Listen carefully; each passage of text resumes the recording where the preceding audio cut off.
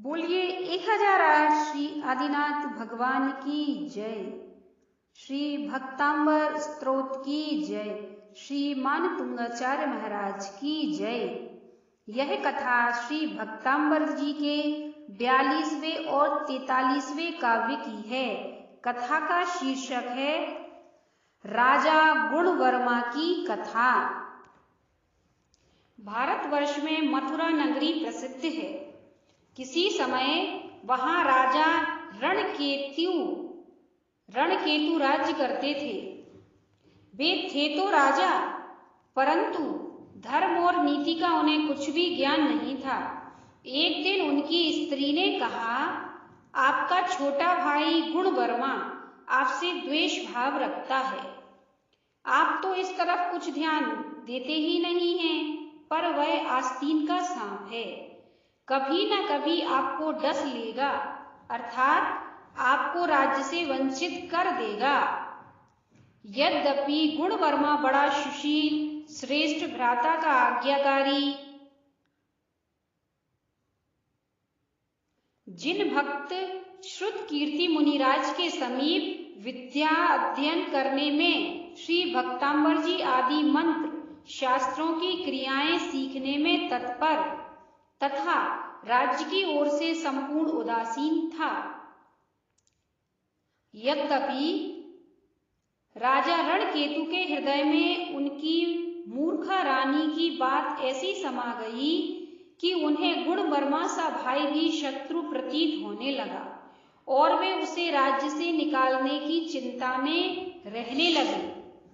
एक दिन वे अपने मंत्री से कहने लगे, आप गुणवर्मा को देश निकाला दे दें, ऐसा किए बिना मुझे चैन नहीं आएगा।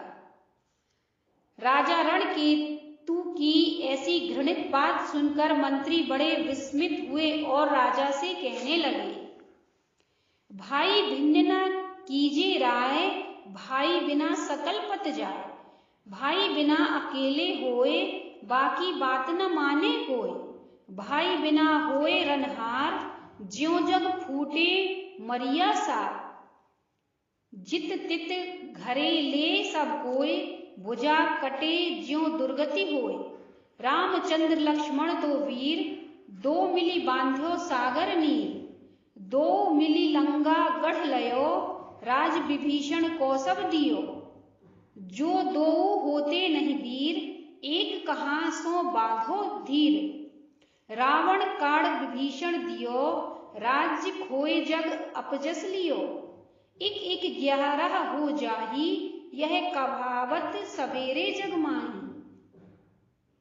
ताते तुम जिन ऐसी करो, ए मेरो मंत्र ही में धरो। अभिप्राय यह है कि मंत्री ने राजा को बहुत ही समझाया, परंतु राजा के मन में एक भी सलाह न मानी। वे उल्टे मंत्री पर नाराज हो पड़े। अंत में राजा ने स्वयं गुणवर्मा से कह दिया कि तुम हमारे देश से निकल जाओ। राजा को इतना कहने में कुछ भी देर नहीं लगी, परंतु गुणवर्मा को गृह त्याग में भी देर नहीं लगी।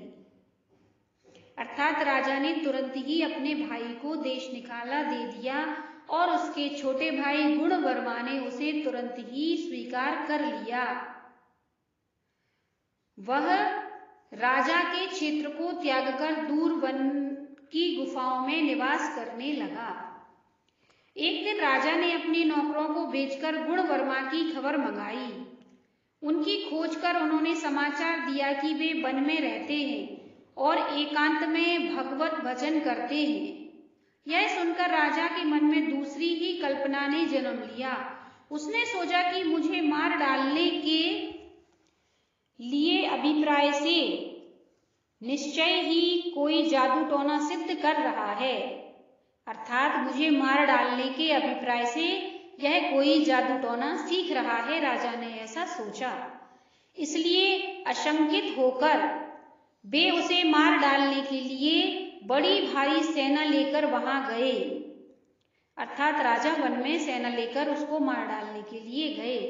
जब गुणवर्मा ने राजा रणकेतु की सजी हुई सेना को अपनी ओर आते देखा तो उन्होंने श्री भक्तांबर जी के 42वें और 43वें युगल काव्य की आराधना की, जिससे चक्रेश्वरी देवी ने प्रकट होकर कहा, तेरे मन में जो इच्छा हो सो मुझे कहो। चौपाई। गुण वर्मा भाषे सुन माए, दीजे सेना मोहु बनाए, एक बार भई से लाड़ो, तापी से संजम आपारो। तब देवी ने चतुरंगणी सेना सजा दी, दोनों ओर से रणभेरी बजने लगी। खूब घोर युद्ध हुआ और गुणवर्मा ने विक्रिया के बल से राजा रणकेतु को बांध लिया, किंतु गुणवर्मा ने देवी से प्रार्थना की कि ये मेरे ज्येष्ठ भ्राता हैं, इनका अनादर नहीं होना चाहिए। देवी रणकेतु को मुक्त करके निज धाम को चली गईं। रणकेतु पश्चाताप करते हुए अपनी राजधानी में चले गए। विद्वान गुणवर्मा ने जिन दीक्षा ले ली और आयु के अंत में समाधि मरण करके स्वर्ग की ओर गए, अर्थात समाधि मरण करके स्वर्ग को प्राप्त किया। यह श्री भक्तांबर जी के 41वें और 42वें युगल काव्य का प्रभाव है। जय जिनेंद्र।